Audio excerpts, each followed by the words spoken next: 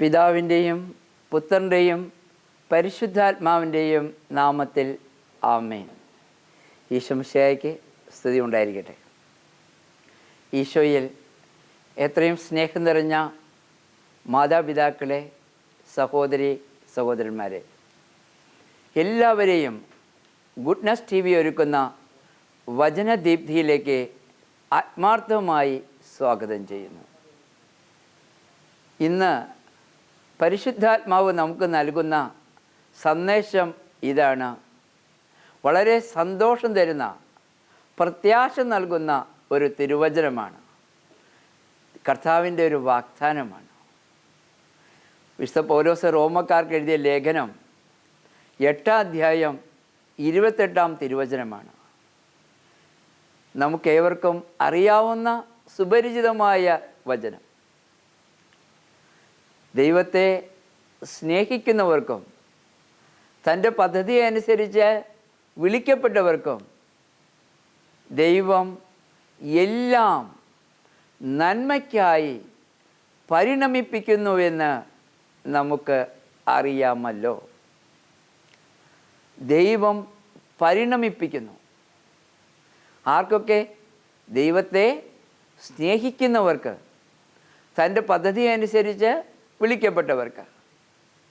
ദൈവത്തെ സ്നേഹിക്കുന്നവർ ആരാണ്? ദൈവത്തെ വിശ്വസിച്ച് അവിടുത്തെ വചനം പാലിക്കുന്നവരാണ്. ഈശോ പറഞ്ഞു, എന്നെ സ്നേഹിക്കുന്നവൻ എൻ്റെ വചനം പാലിക്കും. അപ്പോൾ ദൈവത്തിൻ്റെ വചനം പാലിക്കാനായിട്ട് ആത്മാർത്ഥമായിട്ട് പരിശ്രമിക്കുന്നവരും വചനത്തെ സ്നേഹിച്ച് ജീവിക്കുന്നവരും ഒക്കെയാണ് ആ കാറ്റഗറിയിൽ പെടുന്നത്. അപ്പോൾ ഈ ദൈവത്തിൻ്റെ സ്നേഹം നമ്മിലേക്ക് എങ്ങനെയാണ് വരിക? ദൈവത്തിൻ്റെ സ്നേഹം, ദൈവസ്നേഹം നമ്മിലേക്ക് വരുന്നത് റോമ 5:5 പറയുന്നുണ്ട്. ദൈവത്തിൻ്റെ സ്നേഹം പരിശുദ്ധാത്മാവിലൂടെ നമ്മുടെ ഹൃദയങ്ങളിലേക്ക് ചൊരിയപ്പെടുന്നു എന്നുള്ളത്. പരിശുദ്ധാത്മാവിൻ്റെ സഹായത്താലാണ് ദൈവസ്നേഹം നമ്മുടെ ഹൃദയങ്ങളിൽ ചൊരിയപ്പെടുന്നത്. ആ സ്നേഹമാണ് നമ്മുടെ ജീവിതത്തിൽ നമ്മൾ പ്രാവർത്തികമാക്കുന്നത്. സ്നേഹമുള്ളവരെ, അപ്പോൾ ആദ്യത്തെ കാറ്റഗറി അത് തന്നെയാണ്, ദൈവത്തെ സ്നേഹിക്കുന്നവർ.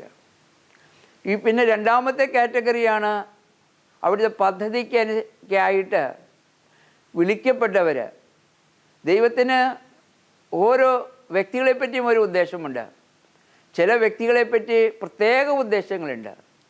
ചില പ്രത്യേക പദ്ധതികൾ അവരിലൂടെ നടപ്പാക്കാൻ ദൈവം ആഗ്രഹിക്കുന്നു.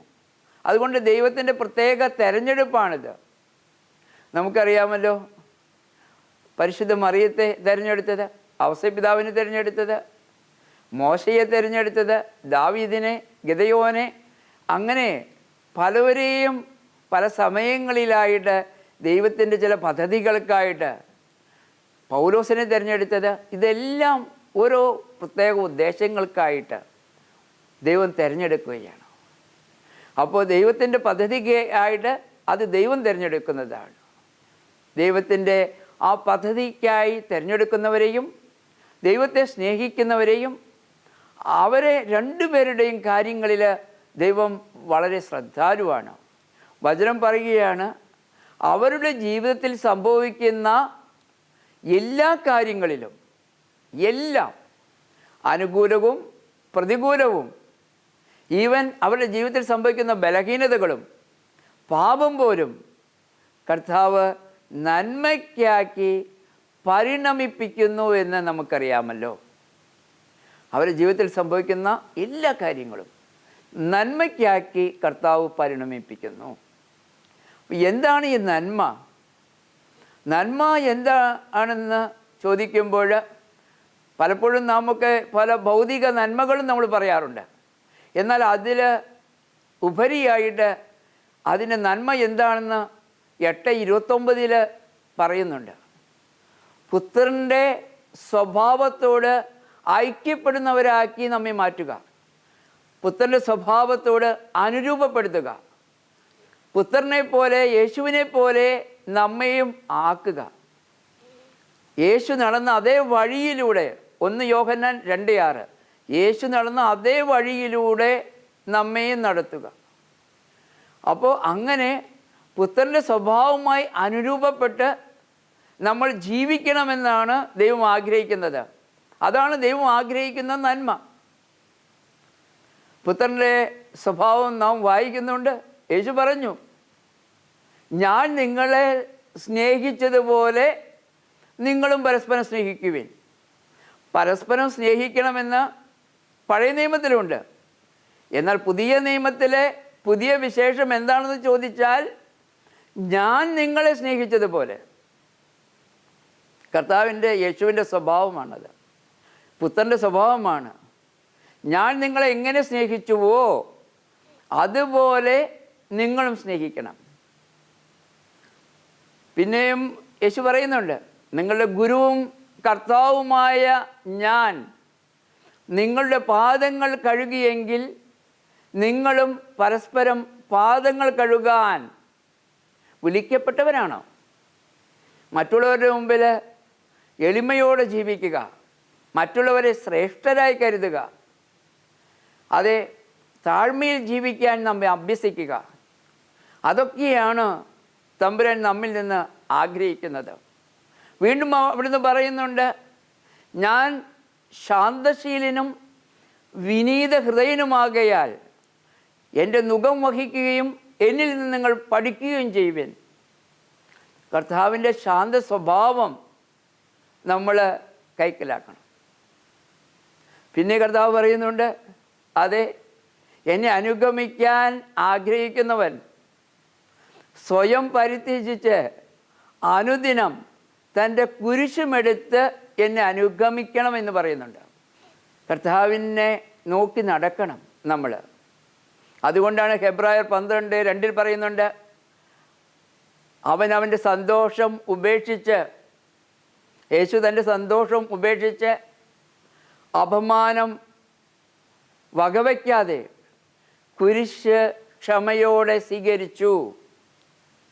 അതിനാൽ ഫിലിപ്പിയർക്ക് എഴുതിയ ലേഖനത്തിൽ 2-ാം അധ്യായത്തിൽ പറയുന്നുണ്ട്, അതിനാൽ പിതാവായ ദൈവം അവനെ അത്യധികം ഉയർത്തി എല്ലാ നാമങ്ങൾക്കും ഉപരിയായ നാമം നൽകുകയും ചെയ്തു. എല്ലാ മുട്ടുകളും അവൻ്റെ മുമ്പിൽ മടക്കുന്നതിന് വേണ്ടിയാണ് അപ്രകാരം ചെയ്തത്. സ്നേഹമുള്ളവരെ, അങ്ങനെ കർത്താവ് നമ്മോട് പറയുന്നത് ഇപ്രകാരമാണ്, അതെ, ഞാൻ നടന്നതുപോലെ നിങ്ങൾ നടക്കുമ്പോൾ നിങ്ങളുടെ ജീവിതത്തിൽ മാറ്റങ്ങളുണ്ടാകും, രൂപാന്തരങ്ങളുണ്ടാകും. നിങ്ങൾ ലോകത്തിൻ്റെ പ്രകാശങ്ങളായി നിങ്ങൾ മാറും. 1 യോഹന്നാൻ 3:2 പറയുന്നുണ്ട്, അവിടുന്ന് പ്രത്യക്ഷനാകുമ്പോൾ, യേശു രണ്ടാമതും പ്രത്യക്ഷനാകുമ്പോൾ നാമൊക്കെ യേശുവിനെ പോലെ തേജസ്സുള്ളവരായി മഹത്വമുള്ളവരായി മാറും. അവനായിരിക്കുന്ന പോലെ നമുക്ക് കാണുവാനും സാധിക്കും.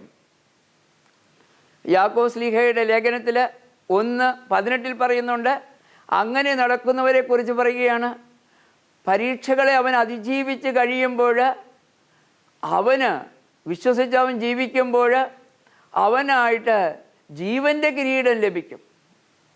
2 തിമോത്തി 4:6-8 വരെയുള്ള വചനം പ്രകാരമാണ് പറയുന്നത്, വിശ്വാസത്തോടെയുള്ള ഈ യാത്രയിൽ ആ ഓട്ടം പൂർത്തിയാക്കുന്നവർക്ക് നീതിയുടെ കിരീടം ഉറപ്പാണ് എന്ന് പറയുന്നുണ്ട്. അതെ, വെളിപാടിൻ്റെ പുസ്തകത്തിൽ 7-ാം അധ്യായത്തിൽ 14 മുതലുള്ള തിരുവചനങ്ങൾ നോക്കുമ്പോൾ നമുക്ക് കാണുവാൻ സാധിക്കും, സ്വർഗത്തിൽ അവർക്കെല്ലാം പ്രഥമസ്ഥാനം നൽകിയിരിക്കുന്നു എന്നുള്ളത്. സ്നേഹമുള്ളവരെ, അപ്പോൾ യേശുവിനെ പോലെ നാം ആയിത്തീരണം. യേശു നടന്നതുപോലെ നാമും നടക്കണം. യേശുവിൻ്റെ സ്വഭാവത്തോടെ നാം ഐക്യപ്പെടണം. അങ്ങനെ നാം നടക്കുമ്പോൾ തീർച്ചയായിട്ടും നമ്മുടെ ജീവിതത്തിൽ അതെ യേശു ആയിരിക്കുന്നിടത്ത് നാമും ആയിത്തീരും. യേശു പറഞ്ഞു, ഞാൻ നിങ്ങൾക്ക് വാസസ്ഥലം ഒരുക്കാനാണ് പോകുന്നത്. ഞാൻ ആയിരിക്കുന്നിടത്ത് നിങ്ങളുമായിരിക്കണം, അതിനുവേണ്ടിയാണ് ഞാൻ പോകുന്നത്. സ്നേഹമുള്ളവരെ, അതുകൊണ്ട് യേശു നടന്ന അതേ വഴിയിലൂടെ നമുക്ക് നടക്കാൻ, യേശുവിൻ്റെ സ്വഭാവം സ്വന്തമാക്കി നമുക്ക് ജീവിക്കുവാൻ നമുക്ക് സാധിക്കട്ടെ. സ്നേഹമുള്ളവരെ, അതിനാൽ എനിക്ക് പറയുവാനുള്ളത് ഇതാണ്. ദൈവം നമ്മുടെ ജീവിതത്തിൽ സംഭവിപ്പിക്കുന്ന എല്ലാ കാര്യങ്ങളിലും ദൈവത്തിനൊരു പ്രത്യേക പദ്ധതിയുണ്ട്. ജെറമ്യ 29:11 പറയുന്നുണ്ട്, ശുഭകരമായ ഭാവിയും പ്രത്യാശയും നൽകുന്ന പദ്ധതി. അതെ, അപ്പോൾ നിങ്ങളെന്നെ വിളിച്ചപേക്ഷിക്കും. നിങ്ങൾ പ്രാർത്ഥിക്കുമ്പോൾ നിങ്ങളുടെ പ്രാർത്ഥന ഞാൻ കേൾക്കും. അതെ, നിങ്ങളെന്നെ അന്വേഷിക്കും. പൂർണ്ണ ഹൃദയത്തോടെ നിങ്ങളെന്നെ അന്വേഷിക്കുമ്പോൾ നിങ്ങളെന്നെ കണ്ടെത്തും. നിങ്ങളെന്നെ കണ്ടെത്താൻ ഇടയാക്കുമെന്ന് ഞാൻ അരുളി ചെയ്യുന്നു. ഞാൻ നിങ്ങളുടെ ഐശ്വര്യം പുനഃസ്ഥാപിക്കും. സ്നേഹമുള്ളവരെ, എങ്ങനെയാണ് ഐശ്വര്യം പുനഃസ്ഥാപിക്കുന്നത്? നമ്മൾ പ്രാർത്ഥിക്കുന്നവരാക്കി നമ്മെ മാറ്റിക്കൊണ്ട്, ദൈവത്തെ പൂർണ്ണ ഹൃദയത്തോടെ അന്വേഷിക്കുന്നവരാക്കി നമ്മെ മാറ്റിക്കൊണ്ട്, അങ്ങനെയാണ് ദൈവം നമ്മയൊക്കെ രൂപാന്തരപ്പെടുത്തുന്നത്. സ്നേഹമുള്ളവരെ, എൻ്റെ ജീവിതത്തിൽ ഉണ്ടായ ഒരു സംഭവം ഞാനിവിടെ വ്യക്തമാക്കുകയാണ്. ഒരു ഞെട്ടിപ്പിക്കുന്ന ഒരു ബ്ലാക്ക് മെയിലാണ് അന്ന് നടന്നത്. ഒരു ദിവസം ഞാൻ അങ്ങനെ വീട്ടിലിരുന്നപ്പോൾ പോസ്റ്റ്മാൻ ഒരു വക്കീൽ നോട്ടീസുമായിട്ട് എൻ്റെ വീട്ടിലേക്ക് കടന്നു വന്നു. ആ വക്കീൽ നോട്ടീസ് വായിച്ചപ്പോൾ ഇപ്രകാരമായിരുന്നു, ഞാൻ 3 ലക്ഷം രൂപ ഒരാൾക്ക് നഷ്ടപരിഹാരം കൊടുക്കണം. അതിന് കാരണമായിട്ട് പറഞ്ഞത്, ഞാൻ 2002 ഒരു പുസ്തകം പ്രസിദ്ധീകരിച്ചു. കണ്ണുനീർ തുടയ്ക്കുന്ന ദൈവം എന്ന പുസ്തകം ഞാൻ പ്രസിദ്ധീകരിച്ചു. ആ പുസ്തകത്തിനകത്ത് അദ്ദേഹത്തിൻ്റെ ഒരു ലേഖനം ഞാൻ മോഷ്ടിച്ചെടുത്ത് അതിൽ വെച്ചിട്ടുണ്ട്. ആ പുസ്തകം വളരെയധികം പ്രചാരം സിദ്ധിച്ച പുസ്തകമായിരുന്നു. ഒരുപാട് സർക്കുലേഷൻ ഉണ്ടായിരുന്നു. അതുകൊണ്ട് 3 ലക്ഷം രൂപ നഷ്ടപരിഹാരമാണ് അദ്ദേഹം ചോദിച്ചത്. സ്നേഹമുള്ളവരെ, ഇത് വളരെ വലിയൊരു ചതിയായിരുന്നു, ഒരു വഞ്ചനയായിരുന്നു. യഥാർത്ഥത്തിൽ സംഭവിച്ചത് ഇപ്രകാരമാണ്. 2001 വചനോത്സവത്തിലേക്ക് ഞാൻ ഈ ലേഖനം അയച്ചിരുന്നു. എൻ്റെ ഓട്ടം പൂർത്തിയാക്കി, എൻ്റെ വിശ്വാസം സംരക്ഷിച്ചു എന്നുള്ള തലക്കെട്ടിൽ വചനോത്സവത്തിൽ അത് പ്രസിദ്ധീകരിച്ച് 2 മാസം കഴിഞ്ഞ് വന്നത് ഇപ്രകാരമായിരുന്നു. അതിലെ പേര് പ്രകാരമായിരുന്നു, എൻ്റെ പേരിന് പകരം മറ്റൊരു വ്യക്തിയുടെ പേരായിരുന്നു ഇട്ടിരുന്നത്. പേരറിയണ്ട എന്ന് വിചാരിച്ചിട്ടാണ് പറയാതിരിക്കുന്നത്. പാലായിലുള്ളൊരു വ്യക്തിയുടെ പേര് ഇട്ടിരുന്നത്. അതൊരു മിസ്റ്റേക്ക് വന്നു പോയതാണ്. എന്നിട്ട് ഞാൻ എൻ്റെ ലേഖനമാണല്ലോ, അതുകൊണ്ട് തന്നെയാണ് ഞാൻ പുസ്തകത്തിൽ അതിട്ടത്. അന്നത്തെ എഡിറ്ററായിരുന്ന, വചനോത്സവത്തിൻ്റെ എഡിറ്ററായിരുന്ന തോമസ് അമ്പാട്ടുകുഴിയിൽ അച്ഛൻ എന്നോട് വിളിച്ചു പറഞ്ഞു, ജോസഫേ, പേര് മാറിപ്പോയി, ഞാനൊരു തിരുത്ത് കൊടുക്കട്ടെ അടുത്ത വചനോത്സവ മാസികയിൽ എന്ന് എന്നോട് ചോദിച്ചു. അപ്പോൾ ഞാൻ അച്ഛനോട് പറഞ്ഞു, അച്ഛനായിട്ട് നല്ല പരിചയമാണ്. അച്ഛനോട് പറഞ്ഞു, അച്ഛാ, അതിൻ്റെ ആവശ്യമൊന്നുമില്ല. കാരണം പേരല്ല വലുത്, സന്ദേശം എല്ലാവരിലും എത്തുക എന്നുള്ളതാണല്ലോ നമ്മളെ പ്രധാനം. അതുകൊണ്ട് ഒരു തിരുത്തും വേണ്ട, ഒന്നും വേണ്ട എന്ന് പറഞ്ഞു. സ്നേഹമുള്ളവരെ, ഇതാണ് ആ വ്യക്തി ഈ കാര്യം പറഞ്ഞിട്ടാണ് ചതിച്ചത്. അദ്ദേഹം പറഞ്ഞു, 2002 എൻ്റെ പേരിൽ ഇറങ്ങിയ ഒരു ലേഖനമാണ്, അതിനകത്താണ് ഈ കൃത്രിമം കാണിച്ചിരിക്കുന്നത്. അതുകൊണ്ട് നഷ്ടപരിഹാരം തന്നേ തീരും. എഡിറ്റർ അവരോട് സംസാരിച്ചു, അച്ഛൻ അവരോട് സംസാരിച്ചു. പക്ഷേ ഒരു രീതിയിലും അവർ വളരെയധികം ധിക്കാരപൂർവമായിട്ടാണ് അവർ പെരുമാറിയത്, സംസാരിച്ചതൊക്കെ അച്ഛനോട്. അപ്പോൾ അവരുടെ ഉദ്ദേശം വ്യക്തമായിരുന്നു, എങ്ങനെയും പണം കിട്ടുക എന്നുള്ളത് മാത്രമായിരുന്നു. ഭീഷണിപ്പെടുത്തി പണം സമ്പാദിക്കുക.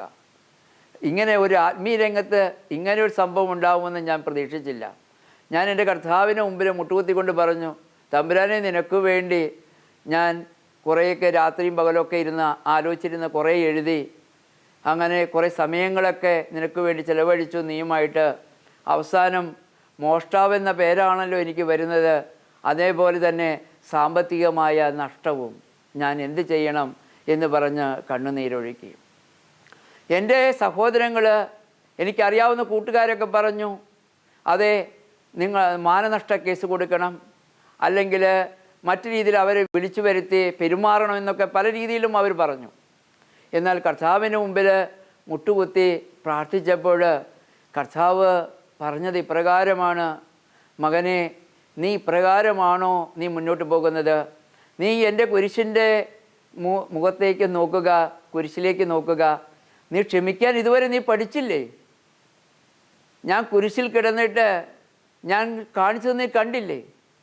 അവരൊക്കെ പറഞ്ഞു, ആണി പറിച്ച് ഇറങ്ങി വാ, നീ ദൈവത്തിനാണെന്ന് ഞങ്ങളൊന്ന് കാണട്ടെ എന്നൊക്കെ അവർ വെല്ലുവിളിച്ചില്ലേ? സർവശക്തനായിരുന്ന ഞാൻ എളിമയോടെ തൂങ്ങിക്കിടന്നില്ലേ? അവർ നിന്ദിച്ചപ്പോൾ ഞാൻ പകരം നിന്ദിച്ചില്ല. അവർ പീഡിപ്പിച്ചപ്പോൾ ഞാൻ ഭീഷണിപ്പെടുത്തിയില്ല. നീതിയോടെ വിധിക്കുന്നവന് എല്ലാം ഭാരമേൽപ്പിക്കുകയാണ് ചെയ്തത്. ആ കുരിശിൽ നിന്ന് ഇത്രയും നാളായിട്ട് നീ പഠിച്ചത് എന്താണ്? ഇതുവരെയും നീ ക്ഷമിക്കാൻ നീ പഠിച്ചില്ലയോ?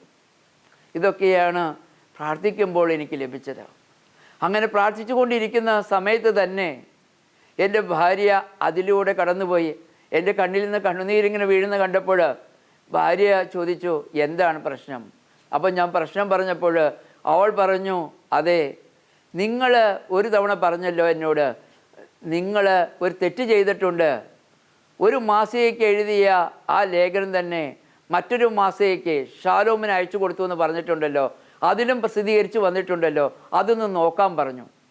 അങ്ങനെ പിന്നെ അത് അവിടെ മുഴുവൻ തപ്പിയപ്പോൾ ആ ലേഖനം കണ്ടു, ഷാലോമിൽ ആ ലേഖനം കണ്ടു. അതേ ഹെഡിങ്ങിൽ ആ ലേഖനം വന്നിരിക്കുന്നു. അതും കൃത്യസമയത്ത്, രണ്ടും ഒരേ സമയത്ത് തന്നെയാണ് ഇറങ്ങിയത്, ഒരേ മാസത്തിൽ തന്നെയാണ്. ഒരു രീതിയിൽ പറഞ്ഞാൽ 10 ദിവസം മുമ്പാണ് ഷാലോം ഇറങ്ങിയത്. അപ്പോൾ ഏറ്റവും വലിയ തെളിവായിരുന്നു അത് ഇദ്ദേഹത്തിൻ്റെ ഞാൻ മോഷ്ടിച്ചതല്ല എന്നുള്ളതിന്. എന്നിട്ട് ഈ മാസിക എനിക്ക് കിട്ടിയപ്പോൾ ധൈര്യമായി. അദ്ദേഹം പറഞ്ഞു, വരാൻ പറഞ്ഞു അഡ്വക്കേറ്റ് ഓഫീസിൽ. അവിടെ ഞാൻ എൻ്റെ സഹോദരനുമായിട്ട് ചെന്നു. അവിടെ ചെന്നപ്പോൾ ബാഗുമായിട്ടാണ് ചെന്നത്. അദ്ദേഹം വിചാരിച്ചു അതിനകത്ത് പൈസയായിരിക്കും 3 ലക്ഷം രൂപ. അദ്ദേഹത്തിൻ്റെ ഭാര്യയൊക്കെ ആർത്തിയോടെ നോക്കുന്നത് കണ്ടു ഈ ബ്രീഫ് കേസിലേക്ക്. ഞാൻ ബ്രീഫ് കേസ് തുറന്നു. അവർ ആകാംക്ഷയോടെ നോക്കി നിൽക്കുക, പൈസ കൊടുക്കുന്നത് നോക്കി.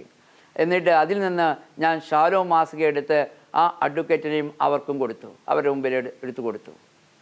എന്നിട്ട് അദ്ദേഹം മറിച്ചു നോക്കിയപ്പോഴും ഞാൻ കാണിച്ചു കൊടുത്തു, നോക്കുക എന്നാണ് ഇത് ഇറങ്ങിയത്. അപ്പോൾ എന്താണ് സംഭവിച്ചത്? ഞാനൊരു തെറ്റ് ചെയ്തു. സാധാരണ ഒരു മാസികയ്ക്ക് അയക്കുന്ന ലേഖനം മറ്റു മാസികയ്ക്ക് നമ്മൾ അയക്കാൻ പാടില്ല.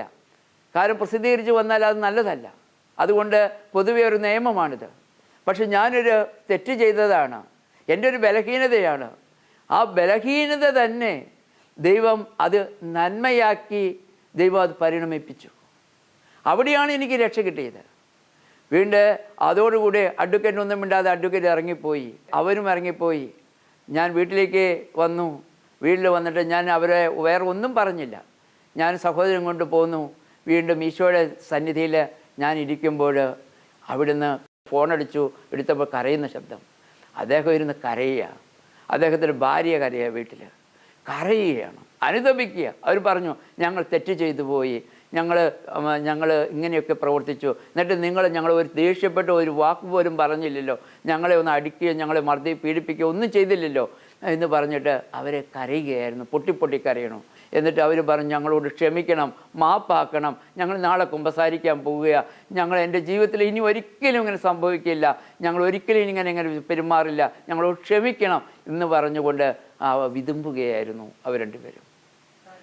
യഥാർത്ഥത്തിൽ അതെ, അവരെ നമ്മൾ നേടുകയായിരുന്നു, ഒരു ആത്മാവിനെ നേടുകയായിരുന്നു, ക്ഷമിച്ചതിലൂടെ നേടുകയായിരുന്നു. സ്നേഹമുള്ളവരെ, അതെ, ദൈവത്തെ സ്നേഹിക്കുന്നവർക്ക്, തൻ്റെ പദ്ധതി അനുസരിച്ച് വിളിക്കപ്പെട്ടവർക്ക് ഈശോ എല്ലാം നന്മയ്ക്കാക്കി പരിണമിപ്പിക്കുന്നു എന്നുള്ളത് എത്രയോ വാസ്തവമാണ്. എൻ്റെ ബലഹീനത ദൈവം നന്മയാക്കി മാറ്റി. അതിലും വലിയ നന്മയായിരുന്നു അദ്ദേഹത്തിന് അനുതാപം കൊടുത്ത് അദ്ദേഹത്തിന് ഈശോയുടെ സ്വഭാവത്തിലേക്ക് കൊണ്ടുപോകാൻ സാധിച്ചു, ഒരു ആത്മാവിനെ നേടാൻ സാധിച്ചു എന്നുള്ളത് അതിലും വലിയ നന്മയായിരുന്നു. സ്നേഹമുള്ളവരെ, വിശുദ്ധ പൗലോസ് കൊരിന്ത്യർ സഭയ്ക്ക് എഴുതിയ ലേഖനത്തിൽ 2-ാം ലേഖനം 12-ാം അധ്യായം വായിക്കുമ്പോൾ നമുക്കറിയാൻ സാധിക്കും, 6 മുതൽ 10 വരെയുള്ള തിരുവചനങ്ങൾ വായിക്കുമ്പോൾ നമുക്ക് സാധിക്കും, പത്രോസിനെ എപ്പോഴും ശല്യപ്പെടുത്തുന്ന ഒരു മുള്ള് കൂടെ ഉണ്ടായിരുന്നു.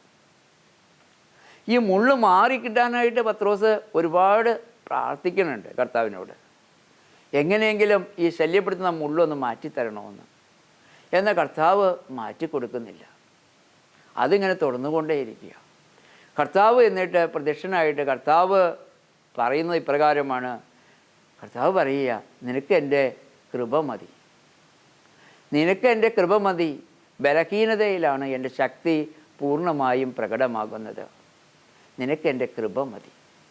സ്നേഹമുള്ളവരെ, പൗലോസ് പിന്നീട് മനസ്സിലാക്കുകയാണ്, വെളിപാടുകളുടെ ആധിക്യത്താൽ ഞാൻ അഹങ്കരിക്കാതിരിക്കേണ്ടതിന്, എൻ്റെ ശരീരത്തെ നിയന്ത്രിക്കുന്നതിന് എല്ലാം തമ്പുരാൻ നൽകിയ ഒരു മുള്ളാണ്. ആ മുള്ളാണ് എൻ്റെ ജീവിതത്തെ നന്മയാക്കി മാറ്റുന്നത്. അതുകൊണ്ടാണ് പൗലോസ് പിന്നീട് പറയുന്നത്, എൻ്റെ അത്യാഹിതങ്ങളിലും പീഡനങ്ങളിലും ഞെരുക്കങ്ങളിലും എല്ലാ അപമാനങ്ങളിലും ഞാൻ ക്രിസ്തുവിനെ പ്രതി സന്തുഷ്ടനാണ്, കാരണം ഞാൻ ബലഹീനനായിരിക്കുമ്പോഴാണ് ഞാൻ ശക്തനായിരിക്കുന്നത് എന്ന് പറയുന്നത്. സ്നേഹമുള്ളവരെ, അതിനാൽ ദൈവം നമ്മുടെ ജീവിതത്തിൽ സംഭവിക്കുന്ന എല്ലാ കാര്യങ്ങളിലും ദൈവത്തിനൊരു പദ്ധതിയുണ്ട്.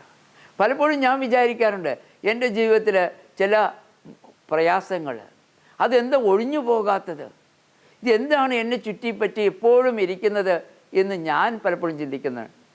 നിങ്ങളും അങ്ങനെ ചിന്തിക്കുന്നുണ്ടാകാം. എന്നാൽ അത് പോകാത്തതിൻ്റെ കാരണം പലപ്പോഴും നമുക്ക് ദൈവത്തിൽ ആശ്രയിക്കാനും ദൈവത്തിൽ ആശ്രയിച്ച് ദൈവത്തിൽ ശക്തി നേടാനുമാണ്. അതുകൊണ്ടാണ് ആ മുള്ളിനെ ദൈവം എടുത്തു മാറ്റാത്തത്. അതുകൊണ്ട് ആ മുള്ളുകളെ പ്രതി നാം ദൈവത്തെ നമ്മൾ സ്തുതിക്കുകയാണ് വേണ്ടത്, ദൈവത്തെ മഹത്വപ്പെടുത്തുകയാണ് വേണ്ടത്. കാരണം ദൈവം നമ്മുടെ നന്മയ്ക്കായിട്ടാണ് ഇതെല്ലാം ചെയ്തു തരുന്നത്. അതുകൊണ്ട് സ്നേഹമുള്ളവരെ, ഞാൻ പറഞ്ഞു വന്നത് ഇതാണ്, നമ്മുടെ ജീവിതത്തിൽ സംഭവിക്കുന്ന എല്ലാ കാര്യങ്ങളിലും ദൈവത്തിന് നല്ലൊരു പദ്ധതിയുണ്ട്, നന്മയ്ക്കാക്കി മാറ്റുന്ന നല്ല ഒരു പദ്ധതിയുണ്ട്. ദൈവത്തിൻ്റെ നന്മ എന്ന് പറയുന്നത് പുത്രൻ്റെ സ്വഭാവത്തോടെ നമ്മെ ഐക്യപ്പെടുത്തുക, യേശു ക്രിസ്തുവിൻ്റെ നോട് അനുരൂപപ്പെടുത്തുക, അങ്ങനെ നന്മയുടെ മക്കളാക്കി നമ്മളെ മാറ്റുക, ഈ ലോകത്തിൻ്റെ പ്രകാശമായി നമ്മയൊക്കെ മാറ്റിയെടുക്കുക. അതാണ് ദൈവത്തിൻ്റെ ഏറ്റവും വലിയ നന്മയുടെ പദ്ധതി. അതിനുവേണ്ടിയാണ് ഓരോ കാര്യങ്ങളും ദൈവം നമ്മുടെ ജീവിതത്തിൽ അനുവദിക്കുന്നത്. ഇത് തിരിച്ചറിഞ്ഞ് ജീവിക്കുവാനായിട്ട് നമുക്കേവർക്കും സാധിക്കട്ടെ. അതിനാൽ നമുക്ക് ഈശോയ്ക്ക് നന്ദി പറയാം. വിശുദ്ധ പൗലോസ് ഹെബ്രായക്കാർക്ക് എഴുതിയ ലേഖനത്തിൽ 12-ാം അധ്യായം 5 മുതൽ 8 വരെ 10 മുതൽ 11 വരെയുള്ള വചനങ്ങൾ പരിശോധിച്ചാൽ നമുക്കറിയാൻ സാധിക്കും, നമ്മുടെ ജീവിതത്തിൽ സംഭവിക്കുന്ന എല്ലാ ദുരിതങ്ങളും. സങ്കീർത്തകൻ 119:71 പറയുന്നുണ്ട്, ദുരിതങ്ങൾ എനിക്ക് ഉപകാരമായി, എന്തുകൊണ്ട് ദൈവത്തിൻ്റെ ചട്ടം ഞാൻ അഭ്യസിച്ചുവല്ലോ എന്ന് പറയുന്നത് ഈ ദുരിതങ്ങൾ ശിക്ഷകളല്ല, ശിക്ഷണങ്ങളാണ്. അതുകൊണ്ട് ഈ ശിക്ഷണങ്ങളിൽ നമ്മൾ ദൈവത്തോട് നമ്മൾ യോജിച്ച് നിൽക്കണം, ദൈവത്തെ മഹത്വപ്പെടുത്തണം. കാരണം നമ്മെ നന്മയ്ക്കാക്കി മാറ്റുകയാണ് അതിലൂടെ ചെയ്യുന്നത്. അതുകൊണ്ടാണ് യോഹന്നാൻ്റെ സുവിശേഷത്തിൽ 15-ാം അധ്യായത്തിൽ യേശു പറയുന്നത്, അതെ, വെട്ടി ഒരുക്കുകയാണ്, മുന്തിരിച്ചെടിയിലെ ശാഖകളെ വെട്ടി ഒരുക്കുന്നു, കൂടുതൽ ഫലം നൽകാനായിട്ട് വെട്ടി ഒരുക്കുന്നു. ശിക്ഷണമാണ് പ്രിയമുള്ളവരെ. അതിൻ്റെ ഉദ്ദേശം നല്ല ഫലം പുറപ്പെടുവിക്കുക. ഗലാത്യർക്ക് എഴുതിയ ലേഖനത്തിൽ 5-ാം അധ്യായം 22 മുതൽ 23 വരെ ആ ഫലങ്ങളെക്കുറിച്ചൊക്കെ പറയുന്നുണ്ട്. ആ ഫലങ്ങൾ നമ്മൾ ഉണ്ടാക്കുക എന്നുള്ളതാണ് തമ്പുരാൻ്റെ ലക്ഷ്യം. അതുകൊണ്ട് സ്നേഹമുള്ളവരെ, ദൈവം നമ്മുടെ ജീവിതത്തിൽ അനുവദിക്കുന്ന എല്ലാ കാര്യങ്ങളും നമ്മുടെ നന്മയെ ലക്ഷ്യമാക്കിയാണ്. നാമൊക്കെ സ്വർഗത്തെ ലക്ഷ്യമാക്കി യാത്ര ചെയ്യുന്നതിന് വേണ്ടിയാണ്, യേശുവിനോടൊപ്പം ആയിരിക്കുന്നതിന് വേണ്ടിയാണ്. അതിനാൽ നമുക്ക് തമ്പുരാനെ നമുക്ക് സ്തുതിക്കാം, തമ്പുരാനെ മഹത്വപ്പെടുത്താം. ദൈവം നൽകിയ വാഗ്ദാനത്തെ പ്രതി നമുക്ക് സന്തോഷിക്കാം. അതെ, ദൈവത്തെ സ്നേഹിക്കുന്നവർക്ക്, അവിടുത്തെ പദ്ധതി അനുസരിച്ച് വിളിക്കപ്പെട്ടവർക്ക് അവിടുന്ന് എല്ലാം നന്മയ്ക്കാക്കി പരിണമിപ്പിക്കുന്നു എന്ന് നമുക്കറിയാമല്ലോ. ഈ കാര്യം നമുക്കറിയണം. അതിനായിട്ട് ഈശോയോട് നമുക്ക് നന്ദി പറയാം. ഈശോയെ നന്ദി, ഈശോയെ സ്തുതി, ഈശോയെ മഹത്വം. ഹല്ലേലൂയ.